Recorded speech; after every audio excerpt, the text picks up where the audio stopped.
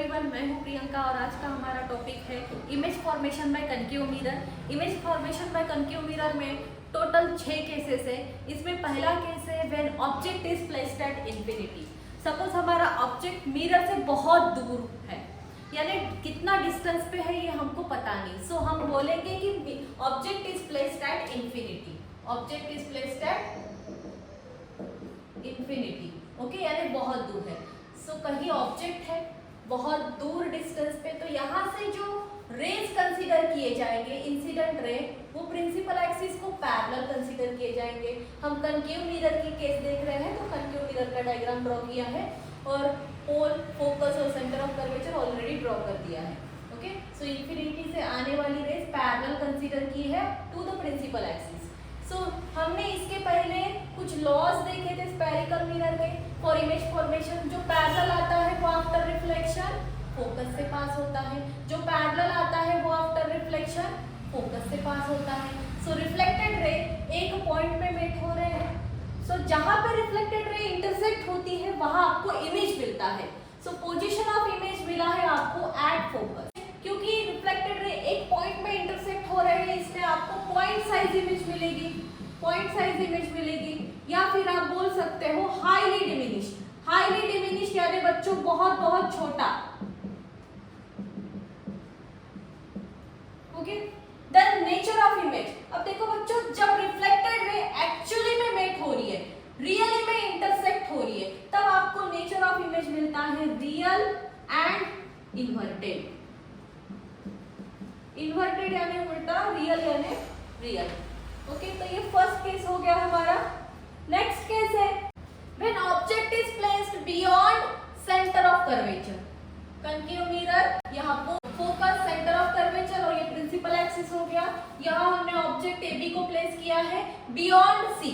Beyond C यानी C के पीछे, सेंटर ऑफ कर्वेचर के पीछे। ओके, इमेज फॉर्मेशन की डायग्राम ड्रॉ करने के लिए मिनिमम 2 रेज लेके आपको ड्रॉ करना पड़ता है। जैसे कि यहाँ पे हमने 2 इंसिडेंट रे लेके डायग्राम ड्रॉ की थी, वैसे ही यहाँ पे भी लेना पड़ेगा। ओके, तो मैं एक रे ले रही हूँ पैरेलल टू प्रिंसिपल एक्सिस, एक रे ले रही हूँ incident ray parallel to principal axis. So ये पैरेलल है प्रिंसिपल एक्सिस को। सो जो इंसिडेंट रे पैरेलल रहती है वो आफ्टर रिफ्लेक्शन फोकस से पास होती है, ये एक रूल देखा है हमने। उसके बाद जो रे फोकस से पास होती है वो आफ्टर रिफ्लेक्शन पैरेलल आती है प्रिंसिपल एक्सिस को। सो रिफ्लेक्टेड रे बच्चों यहाँ इंटरसेक्ट हो रही है।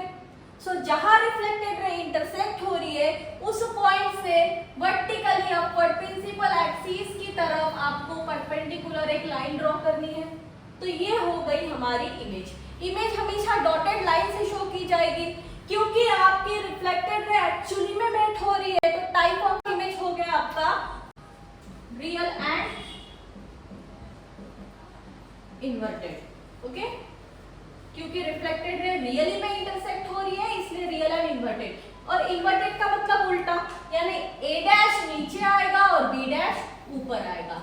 ओके, इमेज को A डैश B डैश से शो किया जाता है, कंफ्यूजन ना हो इसलिए। अगर AB ऑब्जेक्ट और AB इमेज शो करेंगे तो कंफ्यूजन हो जाएगा, that's why A dash B dash से हम इमेज को शो करते हैं। और जैसे कि आप देख रहे हो, as compare to size of object, image का साइज कैसा है बच्चों? छोटा है, स्मॉल साइज है। दैट्स व्हाई यहाँ पे साइज ऑफ इमेज आ जाएगा स्मॉल साइज। ओके, और पोजीशन ऑफ इमेज, इमेज का पोजीशन कहाँ है? Between C and F, centre of curvature और फोकस के इन बिटवीन आया है, तो यहाँ पे आएगा between C and F, centre of curvature और फोकस के बीच में। ओके, नेक्स्ट थर्ड केस है हमारा when object is placed at centre of curvature. यानी सेंटर ऑफ कर्वेचर C पे हम ऑब्जेक्ट को प्लेस कर रहे हैं, सेंटर ऑफ कर्वेचर पे ऑब्जेक्ट को प्लेस कर रहे हैं। तो ये हमारा ऑब्जेक्ट हो गया AB। AB is object. Minimum 2 number of rays लेने पड़ेंगे हमको फॉर इमेज फॉर्मेशन। सो हम एक रे ले रहे हैं पैरेलल टू प्रिंसिपल एक्सिस। जो पैरेलल आता है वो आफ्टर रिफ्लेक्शन फोकस से पास होता है। दूसरी रे ले रहे हैं हम पासिंग थ्रू फोकस, और जो फोकस से पास होती है वो आफ्टर रिफ्लेक्शन पैरेलल आती है प्रिंसिपल एक्सिस को। सो ये प्रिंसिपल एक्सिस को पैरेलल आ गई। यहाँ पे इनका पॉइंट ऑफ इंटरसेक्शन है, यहाँ से आपको प्रिंसिपल एक्सिस की तरफ वर्टिकल लाइन ड्रॉ करनी है, ठीक है। सो ये मैंने लाइन ड्रॉ कर ली है वर्टिकल। अगर आप देखोगे साइज ऑफ ऑब्जेक्ट और साइज ऑफ इमेज दोनों सेम ही है, और इमेज कहाँ मिल रही है आपको, सी के ऊपर मिल रही है, at C, centre of curvature के ऊपर, okay. So position of image आ जाएगा एट सी। अगर ऑब्जेक्ट को सेंटर ऑफ कर्वेचर पे रखोगे तो इमेज भी आपको सेंटर ऑफ कर्वेचर पे ही मिलेगा, और रिफ्लेक्टेड रे जहां इंटरसेक्ट होती है वहीं से आपको वर्टिकली अपवर्ड लाइन ड्रॉ करनी है प्रिंसिपल एक्सिस की तरफ, और ये आपका इमेज रहेगा। और इमेज को किससे शो करते हो बच्चों, ए डैश बी डैश। क्यों ए डैश नीचे और बी डैश ऊपर, क्योंकि रिफ्लेक्टेड रे एक्चुअली में मेक हो रही है, रियली में मेक हो रही है, तो नेचर ऑफ इमेज क्या रहेगा आपका, रियल एंड इन्वर्टेड रहेगा। और इन्वर्टेड का मतलब उल्टा होता है, इसलिए ए डैश नीचे आ जाएगा और बी डैश ऊपर। उसके बाद size of image exact same size आ जाएगा, ओके। ऑब्जेक्ट का और इमेज का साइज सेम साइज आ जाएगा, ओके। तो ये हो गया हमारा थर्ड केस बच्चों। देन फोर्थ केस है, when object is placed in between C and F, then object is placed in between C and F। तो यहाँ पे हम ऑब्जेक्ट को प्लेस कर रहे हैं, ऑब्जेक्ट है हमारा ए बी को प्लेस किया। कोई भी दो रे हमको लेके इमेज फॉर्मेशन की डायग्राम ड्रॉ करनी पड़ेगी। एक रे हम ले जा रहे हैं पैरेलल टू प्रिंसिपल एक्सिस, जो पैरेलल आता है वो आफ्टर रिफ्लेक्शन फोकस से पास होता है।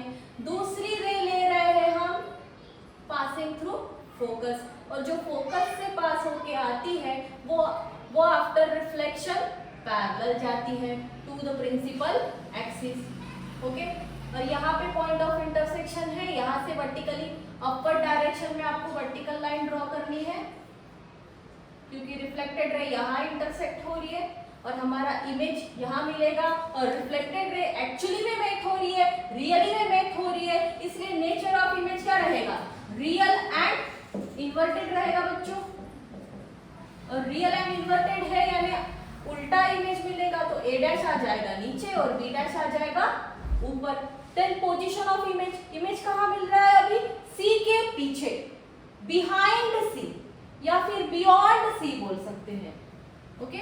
Position of image behind C, centre of curvature के पीछे। अब साइज देखो, as compare to size of object, size of image is big, so big size मिल रही है आपको, या फिर आप बोल सकते हो एनलार्ज।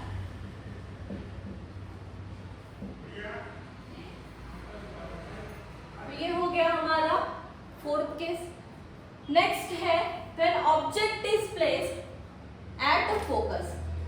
अगर आप अच्छे से ऑब्जर्व करोगे तो जब हमने इंफिनिटी पे ऑब्जेक्ट रखा था तब इमेज फोकस पे मिला था। उसके बाद जब हमने ऑब्जेक्ट को बियॉन्ड सी रखा था तब इमेज आपको कहाँ मिला था बच्चों, सी एंड एफ के बीच में। उसके बाद ऑब्जेक्ट को सी पे लेके आए तो इमेज सी पे मिला। उसके बाद बिटवीन सी एंड एफ रखे तो इमेज आपको बिहाइंड सी मिला। यानी जैसे जैसे आप ऑब्जेक्ट को पास लेके आ रहे हो मिरर की तरफ, वैसे वैसे इमेज आपकी अवे फ्रॉम मिरर जा रही है, ओके। ओके, नेक्स्ट केस है हमारा when object is placed at focus. अब हम ऑब्जेक्ट को फोकस के ऊपर रख रहे हैं बच्चों, फोकस के ऊपर प्लेस कर रहे हैं। सो ऑब्जेक्ट ए बी आ गया फोकस के ऊपर, ऑब्जेक्ट ए बी आ गया फोकस के ऊपर, ओके। इसके लिए भी आपको एटलीस्ट दो रेज का स्टडी करके इमेज फॉर्मेशन का डायग्राम ड्रॉ करना होगा। सो एक रे हम लेके जा रहे हैं पैरेलल टू प्रिंसिपल एक्सिस, और जो पैरेलल आता है वो आफ्टर रिफ्लेक्शन फोकस से पास होता है बच्चों, ओके। सो रिफ्लेक्टेड रे कहाँ से पास हो रही है, फोकस से। उसके बाद ऑब्जेक्ट क्योंकि फोकस पे है तो नेक्स्ट रे हम फोकस से पास करवा सकते हैं क्या, नहीं करवा सकते। सो हम दूसरी रे लेके जाते हैं पोल के ऊपर। जो रे पोल के ऊपर आती है with some angle of incidence, वो उतने ही एंगल से डेविएट होती है, ओके, उतने ही एंगल से डेविएट होती है, रिफ्लेक्ट होती है। यहाँ एंगल ऑफ इंसिडेंस और एंगल ऑफ रिफ्लेक्शन दोनों इक्वल रहेगा, ओके। अब ये दोनों जो है reflected ray, they are tapering towards each other, यानी दोनों एक दूसरे की तरफ आ रही है, यानी आगे जाके कहीं ना कहीं ये इंटरसेक्ट होंगे। अब आगे जाके इंटरसेक्ट होंगे तो वहां से आपको इमेज का पोजीशन मिल जाएगा। और क्योंकि यहाँ पे बोर्ड पे हम इमेज नहीं ड्रॉ कर सकते, क्योंकि ये जो है आगे जाके बहुत दूर जाके इंटरसेक्ट होने वाले हैं, ओके। और वहां से अगर हम अपर डायरेक्शन में लाइन ड्रॉ करते हैं तो इमेज का साइज बहुत बड़ा मिलेगा। और कहाँ मिलेगा ये हमको नहीं पता, दैट्स व्हाई इमेज का पोजीशन रहेगा at infinity, okay. And size of image obviously बड़ा साइज मिलेगा, okay. Highly enlarge, highly enlarge या फिर very very big size, okay. बहुत ज्यादा बड़ा साइज का इमेज या फिर हाईली एनलार्ज इमेज आपको ऑब्टेन होगा। Then nature of image, obviously ये टैपरिंग हो रही है, एक दूसरे की तरफ आ रही है रिफ्लेक्टेड रे, तो आगे जाके इंटरसेक्ट होने वाली है, रियली में मेट होने वाली है। That's why nature of image will be real and inverted, real and inverted, okay. ये हो गया हमारा image formation when object is placed at focus. Next है लास्ट केस है हमारा when object is placed in between F and P, focus और पोल के बीच में हम ऑब्जेक्ट को रख रहे हैं। सो ऑब्जेक्ट ए बी हमारा यहाँ प्लेस किया है हमने, ये है हमारा object A B, okay. Again हम कोई भी दो रे लेंगे जिससे हमको इमेज फॉर्मेशन का डायग्राम ड्रॉ करना पड़ेगा। एक रे लेके जाते हैं हम पैरेलल टू प्रिंसिपल एक्सिस, और जो पैरेलल आता है आफ्टर रिफ्लेक्शन फोकस से पास होता है, ओके। ये फोकस से पास हो रहा है।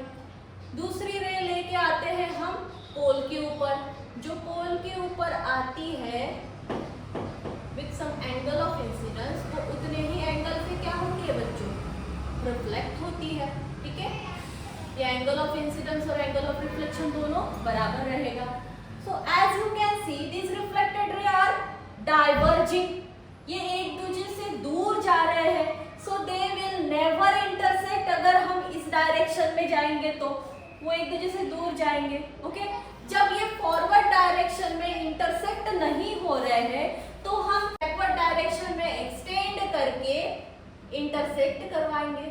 ये यहाँ पे कहीं जाके इंटरसेक्ट हो रहे हैं बच्चों, इन रिफ्लेक्टेड रे को बैकवर्ड डायरेक्शन में एक्सटेंड कर रही हूँ तो यहाँ पे इंटरसेक्ट हो रहे हैं।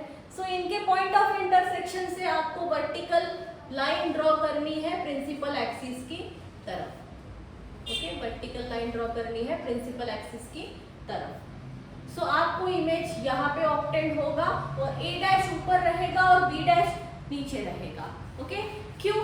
क्योंकि रिफ्लेक्टेड रे एक्चुअली में इंटरसेक्ट नहीं हो रहे हैं, रियली में इंटरसेक्ट नहीं हो रहे हैं, इसलिए इसका नेचर जो है वो रहेगा virtual and erect, virtual and erect, virtual and यानी इमेजिनरी, इरेक्ट यानी सीधा, ओके।